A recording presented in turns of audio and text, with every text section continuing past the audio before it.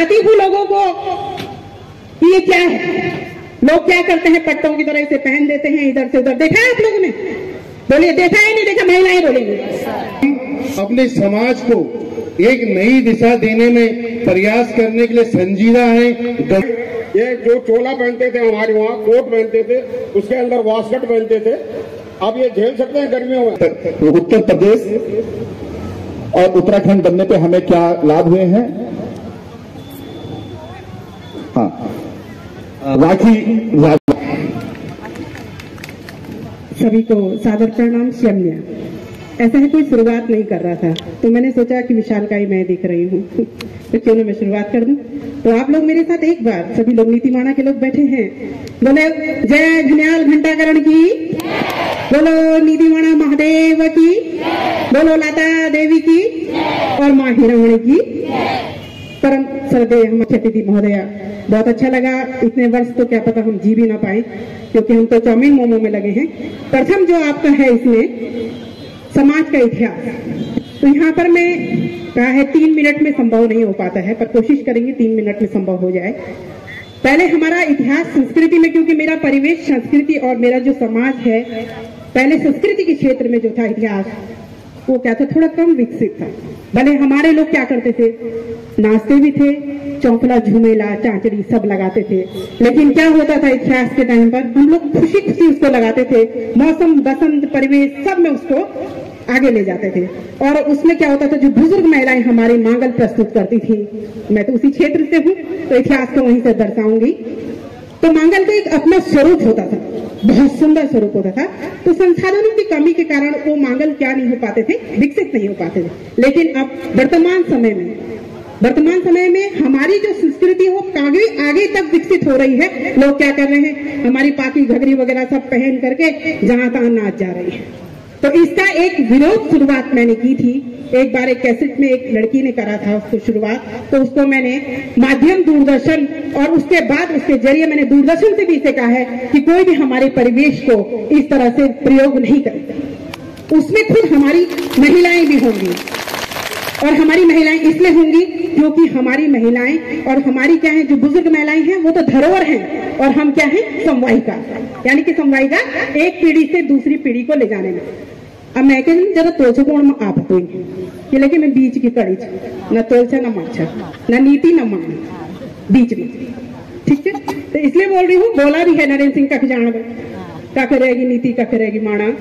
तो दोनों का सम्मान करते हुए चाहूंगी कि हमारी जो ऊखा देवी जी हैं, हमारे देवली वगढ़ में सम्मान से नाम लूंगी, वो संस्कृति का उनके पास और भी होंगे, नाराज नहीं होंगे कोई, जिन्हें मैंने प्रस्तुत रूप से सुना है। ग्राम मलारी से हूं मैं, श्रीमान दुर्गा सिंह रावत जी की धर्मपत्नी हूं मैं। तो मलारी के क्षेत्र में जब मैंने उन्हें सुना तो उनके पास एक विरासत के रूप में मांगल जिंदा है। तो मैं चाहती हूँ हमारे जितने लोग हैं, आप लोग केवल नृत्य क्रीम पाउडर न करके अपना जो मांगल विरासत है, मैं आपके साथ खुले दूं। आप लोग उस चीज को, हमारा जनजाति महोत्सव होता है श्रीमान अध्यक्ष नीतिमाणा घाटी, हमारे देहरादून से भी मैंने निवेदन किया था कि आप समय निकालें और मेरे को बताएं कि हम लोग आगे जाएंगे। TRI सर को पता है, इशारे से, सर आंखों के इशारे से नहीं, समर्थन से। तो चाहूंगी समर्थन आपका, क्योंकि आपके ही उसमें मैं सांस्कृतिक सचिव हूँ। लोग कहते हैं राखी जख जानी तक नाचनी, ऐसा कुछ नहीं है, नाचती नहीं हूं मैं बताती हूँ लोगों को कि ये क्या है। लोग क्या करते हैं, पट्टों की तरह इसे पहन देते हैं इधर से उधर। देखा है आप लोगों ने? बोलिए, देखा है नहीं देखा? महिलाएं बोलेंगी। और मेरी शक्ति महिला है, मुझे नेतागिरी नहीं करनी है, राजनीति में नहीं आना है। मंच क्या है हमारा? खुला धरोहर मंच है। इसलिए आप लोगों से चाहूंगी कि जब कोई ऐसा पहनता है तो हिम्मत रखिए और मुझे आप बताइए, किसी भी फोन के जरिए, अगर मैं वहां पर नहीं आई तब बोलना कि आप झूठ बोलती हैं। और आज मेरा आने का कारण भी यही था, बल्कि मेरे बच्चों के पेपर है, आंदोलन के टाइम पे भी यही समस्या थी और अभी भी यही समस्या है। लेकिन मैं चाहूंगी अगर आप एक फोन भी मुझे इस चीज के लिए करेंगे कि हमें अभी उत्सव होने वाला है, माननीय अध्यक्ष महोदय से कहूंगी कि अनुसूचित जनजाति महोत्सव होता है देहरादून में बहुत बड़ा, लेकिन उसमें नीतिमाणा घाटी या किसी को आमंत्रित नहीं किया जाता है, बल्कि हमारे पास धरोहर के रूप में बहुत चीजें हैं। अकेले मेरे कहने से कुछ नहीं होता है। मंच में भी मैंने इस चीज को कहा था, लेकिन जब सहयोग होगा तभी जाके कार्य संभव होगा। और सहयोग कैसे होगा बताऊं? आपके बैठने से नहीं होगा, झूठ नहीं बोल रही हूं। जो ये बैठे हुए हैं ना मंचासीन, ये जब मेरे साथ आएंगे ना तब जाके कोई सुनेगा, वरना महिलाओं को तो लोग धक्का दे देते। जब पौड़ा नाचना होता है हमको आगे से बोलते चलो नाचा, तब हम धड़म धड़म धड़म नाचना शुरू। जब राजनीति के नेता आते हैं कहते नाचो, क्यों नाचे? पौड़ा नाचने के लिए हम, चांदनी झूमेला के लिए हम? ये आप लोग समझिए।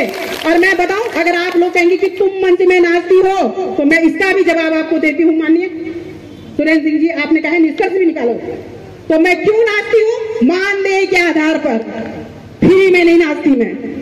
हमारी संस्कृति फ्री नहीं है कि आप यहां से उठाओ और वहां फेंक दो। क्यों नाचूं? बच्चों को छोड़ के जा रही हूं, क्या श्रीमान दुर्गा सिंह का पैसा क्या ऐसे ही है? वो ऐसी कमा रही सीटी बजा बजा के? जैन शिक्षा का इसलिए चाहूंगी, मेरी छोटी बहन है, मेरे छोटे बच्चे, कभी कोई आपको कहता है ना कि किसी नेता के आगे चलो और हम ढोल दबाओ बजा नाचा पौड़ा नाचा, बिल्कुल नहीं। ये इसलिए क्योंकि लोगों ने मुझे भी कहा है कि आप मंच में नहीं नाचेंगे, और मैं नाचती क्यों हूं? क्योंकि आज युवा वर्ग जो हमारी छोटी छोटी बहनें हैं, उनको अभी अगर डीजे लग जाएगा ना तो नाचना शुरू कर देंगे। और अगर मैं गाऊंगी नहीं यहाँ से, गलत बोल रही, क्योंकि मैं गाऊंगी क्या लोकगीत, वो आपको पसंद नहीं है। तो जब तक मेरी छोटी बहनें, छोटे बुजुर्ग, बड़े बुजुर्ग और छोटे भाई लोग इस बात को नहीं समझेंगे, ढोल दमाओ बजा रहे हैं 2 बच्चे, जुड़वा लग रहे हैं, बहुत सुंदर, लोग कहते विरासत खो जाएगी। कैसे खो जाएगी बताइए? मुझे तो बड़े सुंदर लग रहे हैं दोनों को, तो नमन करती हूँ ढोल दमाओ वालों को। और कहूंगी लास्ट में निष्कर्ष के तौर पे, क्योंकि वैसे टाइम देख रही हूँ मैं पुष्कर सिंह जी, टाइम हुआ नहीं तो चाहूंगी ढोल दमाओ की विरासत भी जिंदा रहे। अगर हमारे बच्चों को आता है तो शर्म महसूस, और मैं तो हम कहते करिए, सबका अपना अपना क्या है, एक वो है। लेकिन आप लोगों से मैं कहती हूँ इतिहास को बदलना है। अगर हमारे चांदनी चौफला को अगर कोई सम्मान नहीं था तो आज अगर मंच पर लाना है तो उसके लिए मैं आपके साथ खड़ी हूँ, और मेरे साथ खड़े डॉक्टर युवा जी जब खड़े नहीं रहेंगे हम नहीं हो पाए। तो गलत बोल रहे हैं, ये कह रहे आगे हो जाए, छपी हुई सब देख, मैं तो दिखती हूँ तो मेरा कोई YouTube चैनल भी नहीं है, लोग बाहर पूछ रहे हैं, तो वो कुछ नहीं है। कई लोगों की धारणाएं भी गलत है कि मैंने राजनीति में उठना है। तो आप चाहेंगे अगर मुझे फोर्स करेंगे ना, उठ भी जाऊं, एक वोट से शुरुआत करूंगी। अगर आप ऐसा कहेंगे, वैसा मेरा कोई ऐसा इरादा नहीं है, क्योंकि मुझे पता है मेरी भूमि, मेरी संस्कृति मेरे पूरे परिवेश में है। आज मैं ये क्यों पहन रही हूं पता है? ये भी इतिहास है, ये नहीं पहनना चाहिए मुझे, ये हमारा काला रंग होता है, ये नहीं पहनना चाहिए। लेकिन समय की मांग क्या है? अगर आपको मंच में प्रस्तुत होना है तो आपको थोड़ा थोड़ा आर्टिफिशियल भी बनना पड़ेगा, थोड़ा थोड़ा अपनी ओर आकर्षित करने के लिए आपको इस चीज को बदलना पड़ेगा। लेकिन रावत, ग्राम फरकिया अध्यक्ष, सीमांत पर्वोत्सव समिति दुमफुदार, और मैं जिस दम से, जिस हिम्मत से यहाँ पर हम खड़े होकर बोलने की साहस कर रहे हैं, मैं आशीर्वाद चाहूंगा उन बुजुर्गों का जो आज हमारे बीच मुख्य अतिथि के रूप में मौजूद हैं, जिन्होंने 106, 104 साल अपने जीवन के पूरे किए। उनका आशीर्वाद के बिना, ऐसे बुजुर्गों के आशीर्वाद के बिना हम यहाँ पर खड़े होकर कुछ बोलने में समर्थ ही नहीं हो पाते थे। अगर आज हैं तो उन्हीं के आशीर्वाद से हैं। जहां तक इतिहास की बात है तो यही वो इतिहास है हमारे, ये बुजुर्ग हमारे इतिहास के वो पन्ने हैं जिनको हमने कभी गहराई से विचार मंथन किया ही नहीं। मैं इस पहलू को बिना किसी औपचारिकताओं को निभाते हुए, एक पारिवारिक सभा है हमारी, ये जितने भी लोग हम यहाँ बैठे हैं हम परिवार के सदस्य हैं। इसमें 1-2 प्रश्न मैं आप लोगों से पूछना चाहूंगा। अगर 1-8 मिनट ऊपर हो गया तो मैं माफी चाहूंगा, वैसे कोशिश करूंगा मैं समय सीमा के अंदर पूरा करूं। 1-2 प्रश्न मैं पूछना आपसे चाहूंगा, तभी जाके मजा आएगा। मैं चाहता हूं कि चर्चा का माहौल बने। हम सभी की शानदार उपस्थिति यहाँ पर देखकर जो है कि आज हमें, हमारे अंदर एक ऊर्जा का संचार हो रहा है बहुत। क्या आप लोग हम आज यहाँ क्यों बैठे हैं, इस चीज की जानकारी रखते हैं या नहीं? हाँ या ना? रखते हैं। बहुत खुशी की बात है, इसीलिए तो हम यहाँ बैठे हैं। जानकारी होनी चाहिए, उसमें खुलकर चर्चा होनी चाहिए। दूसरा प्रश्न यह है, क्या हम अपने समाज को एक नई दिशा देने में प्रयास करने के लिए संजीदा हैं, गंभीर हैं? हाँ, गंभीर हैं, इसीलिए यहाँ बैठे हैं। ठीक है ना? और जरा जोर से बोलिए, जो जोर से नहीं बोल रहे समझो गंभीर नहीं है। क्या हम अपनी तारीफ के अलावा आलोचनाओं को सुनने में समर्थ हैं? अपनी तारीफ के अलावा आलोचना सुन सकते हो? हाथ उठा के कितने लोग अपनी आलोचना सुनने की? तो अगर आप अपनी आलोचना सुनने के लिए तैयार हो तो समझो कि आप और आपका समाज और आपके हर कदम सही राह पे हैं, आप सही रास्ते पे चल रहे हैं। अगर आपकी केवल तारीफ ही तारीफ है तो कहीं न कहीं गड्ढा जरूर मिलने वाला है। कहीं न कहीं कोई गड्ढा खोद रहा है, उस गड्ढे में आप गिरने वाले हैं। आलोचक और आलोचना हमेशा आपको समर्थवान बनाती है। तो ये 3 प्रश्नों के साथ मैं इस सामाजिक परिवेश को 2 पहलुओं में देखता हूं, एक पौराणिक परिवेश और एक आधुनिक। जरा मैं तेजी से बोलूंगा क्योंकि समय सीमा कम है। एक पौराणिक परिवेश और एक आधुनिक दौर। पुराने जमाने में सीमित संसाधन हुआ करते थे, शिक्षा का बहुत अभाव था, संप्रेषण सूचना तंत्र की बहुत कमियां थी ही नहीं, सूचना और जानकारियों का अभाव था, रोजगार के साधन सीमित थे, कृषि, व्यापार और कारोबार यानी कि घरेलू कारोबार पर ही हम लोग निर्भर थे, अभिव्यक्ति के सीमित साधन थे, आवश्यकताएं सीमित थी। और आज के जमाने में हमारे पास शिक्षा है, सर्वसुलभ सुविधाएं हैं, हम अपने विचारों के आदान प्रदान को व्हाट्सएप, सोशल मीडिया, कई माध्यमों के जरिए से लोगों तक साझा कर सकते हैं, हम ज्यादा से ज्यादा लोगों से संपर्क कर सकते हैं। यानी कि जो है हमारे हर तरफ से हाथ खुले हुए हैं, उसके बाद भी जो लकीर हमारे बुजुर्ग खींच गए, वो अनपढ़ माँ बाप, जिन अनपढ़ों ने उस जमाने में शिक्षा के महत्व को समझा और हमें यहां तक पहुंचाया, जिन्होंने तिब्बत व्यापार करते हुए उस दंशों को झेला, व्यापार की उस मुसीबत और त्रासदियों को देखा और उस मुसीबत के दौर में शिक्षा के महत्व को समझते हुए हमको यहाँ तक पहुँचाने में, हमको इस जगह पे खड़े होकर बोलने के लिए समर्थवान बनाया। तो पढ़े लिखे ज्यादा कौन थे? वो अनपढ़ माँ बाप, बुजुर्ग या हम? अगर हम अपनी सही माने में अपनी बातों का, उन बुजुर्गों की दी हुई धरोहर, ऐतिहासिक धरोहर का सही ढंग से निर्वहन और संरक्षण नहीं कर पा रहे हैं, तो प्रश्न हमारे तरफ खड़ा होता है कि हम उनसे ज्यादा अनपढ़ हैं। अगर हम अपनी समाज की गहराइयों को, गहनताओं को, गंभीरताओं को नहीं समझते हैं और आपसी होड़ में लगे हुए हैं कि मेरे विचार सही, मैं ही सर्वथा सही।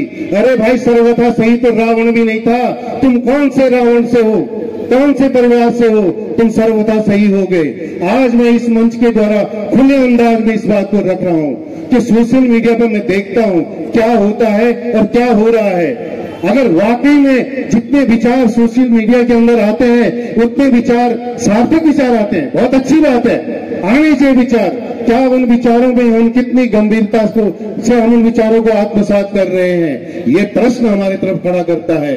साथियों, माताओं और बहनों, तो मैं इस 2 दौर में इसको देखता हूं। जहां तक रही हमारी खासियत क्या, खामियां क्या, बुजुर्गों ने जो है वो अनपढ़ थे, उन्होंने परंपराओं का, रीति रिवाजों का, हर एक चीज का बड़े सही ढंग से निर्वहन किया। उन्होंने उस दौर को जिया है। हम सब कुछ जानते हैं। हम आधुनिकता की इस दौर में, अच्छी बात है, परिवर्तन के इस दौर में परिवर्तन को हासिल करना, एक्सेप्ट कर, स्वीकार करना अच्छी बात है। उस इनको सादर प्रणाम।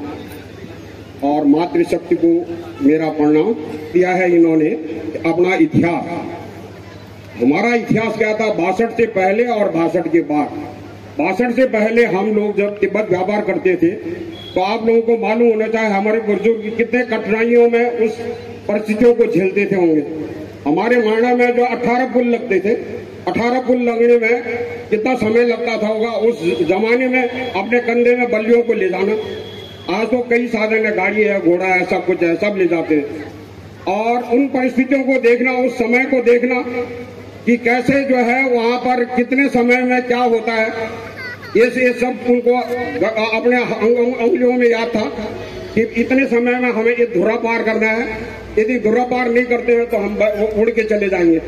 तो आपको मैं बता रहा हूँ, माणा से जो है जब तिब्बत के व्यापार के लिए जाते थे लोग, 18 पुल जब लगाते थे उसको तोड़ के भी लाते थे और किस परिस्थिति में लाते थे आजकल।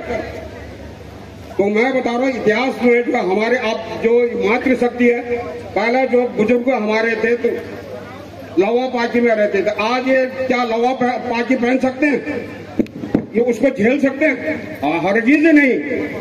हमारे जितने भी बुजुर्ग लोग हैं, ये जो चोला पहनते थे, हमारे वहाँ कोट पहनते थे, उसके अंदर वास्कट पहनते थे, अब ये झेल सकते हैं गर्मियों में? अब वो गर्मियों में भी नहीं झेलते थे, छोड़ते ही नहीं थे। हमने न कोट छोड़ते थे न वास्कट छोड़ते थे, चाहे कितनी भी गर्मी पड़ जाए। आज तो मेरे को लगता है कि जब परिदृश्य बदलता जा रहा है और सारे लोग जो है अपने अलग अलग लिबासों में आना शुरू कर रहे हैं, जिसमें मैं भी हूँ, मैंने भी अपना लुक चेंज कर रखा है। तो अभी मैं बहुत कम समय में, क्योंकि मेरे पास तो समय है नहीं, क्योंकि मेरा गोलजू देवता, मैं अपनी धरोहर सोसाइटी का उत्तराखंड वाइस प्रेसिडेंट भी हूँ और कल मेरा देवता जो है बद्रीनाथ में आ रहा है, तो मुझे उनका स्वागत भी करना है, उनका सम्मान भी करना है। तो मुझे जो है कम समय में वहां पर पहुंचना भी है। यहाँ पर मैं इसलिए आया हूँ कि हमारे जनजाति समागम में हमें उपस्थित होना बहुत नितांत आवश्यक है, चाहे मैं 1 मिनट के लिए आऊँ चाहे 2 मिनट के लिए आऊँ। तो संभ्रांत व्यक्ति होते थे, जो जिसके पास कुछ होता था तो वो अपने साथ जो है कई लोगों को चाकर रखता था। तो चाकर मेरे वो होते थे भुड़िया और ट्यापा, ठीक है, आप लोगों ने नहीं सुना होगा, भुड़िया और ट्यापा हुआ करते थे। और नए लोग तो इतना तो जानते तो, और जो नए हैं इनको तो भुड़िया और ट्यापा के बारे में पता भी नहीं होगा। बकरियों के साथ ये लोग काम करते थे। तो आपको इतिहास के बारे में बता रहा हूँ मैं, इसलिए क्योंकि इन्होंने प्रसंग इसी इतिहास के बारे में बोल रखा। तो जो लोग संपन्न थे वो बड़े ठाठ से रहते थे, वो ये नहीं देखते थे गरीब बेचारा कैसे करके अपना आजीविका चला रहा होगा। आजीविका चलाने के लिए उसको क्या क्या कमियां हैं ये कभी भी उन्होंने बताया भी नहीं होगा। वो तो ये चाहते थे मेरा काम करे, क्योंकि मैंने अपने आंखों से देखा, अपने जीवन में देखा। हमारे वहाँ जो सेठ हुआ करता था, हमारे जो मजदूर लोग थे, पत्थर तोड़ के जो है वो पत्थर तोड़ने के लिए बद्रीनाथ जाते थे, लौटते वक्त वो सेठ जो है अपना बोरा खड़ा कर देता था वहां पे। आलू का बोरा होगा, गेहूं का बोरा होगा, जौ का बोरा होगा, वो फाफर का बोरा होगा। फिर उनको ये दया नहीं है कि उसको उनको उठा के ले जाना। अब वो भी डरता था बेचारा, यदि मैं इसके साथ आज काम नहीं किया तो कल हो सकता है मेरे को कुछ भी न दी। तो ये भावना हमारी। तो अब हमारे पास 62 के बाद क्या हुआ, हम लोगों ने शिक्षा को अपना माध्यम चुना। शिक्षा को माध्यम चुनने से अच्छे उसमें हम लोग विराजमान हुए, अच्छे नौकरियों पदों पर गए। पद में जाने के बाद हम लोगों ने जो है ये जो मातृशक्ति और ये हमारे रिटायर्ड पर्सनों में जो चेहरे पर जो चमक दिखाई दे रहा है, ये इसी का कारण है कि हमने शिक्षा को अपना माध्यम बनाया और रोजगार को अपना साधन बनाया। अब मैं इतना क्या बुनाई कर दे और बुनाई करके हमें दिखा दे कि इनकी मांग कितनी हो रही है, तो मैं समझता हूँ कि सबसे बड़ा मेरे लिए ये उपहार देंगे। मैं अभी आपको बता रहा हूँ, मेरे पास कम से कम 100 कोट 35 कोट बनाए थे मैंने, और अभी भी डिमांड आ रहा है मेरे पास। अभी वो गोलजू ये तरह में मेरे से कम 15-20 कोट का डिमांड कर रखा उन्होंने। तो मैं चाहता हूं कि ऐसे डिमांड हमारे पास आ जाए, तो इससे बढ़कर खुशी कुछ भी नहीं हो सकती। तो आप लोग भी ऐसे ही चीज बनाइए, टोपी बनाइए बहुत सुंदर बनाइए, पंचुक्का बनाइए बहुत बढ़िया बनाइए। अच्छा, हमारा ये जो परिवेश है ना, तो हमारे यात्रा कई लोगों को रोजगार का साधन भी मिलेगा। क्योंकि अभी मैंने देखा माना में हमारे यहाँ पर वीरेंद्र सिंह बड़वाल जी बैठे हुए, इन्होंने एक क्रीडेंस एक हर्बल सूप बनाया हुआ है जिसमें आपका सिपक फॉर्म है,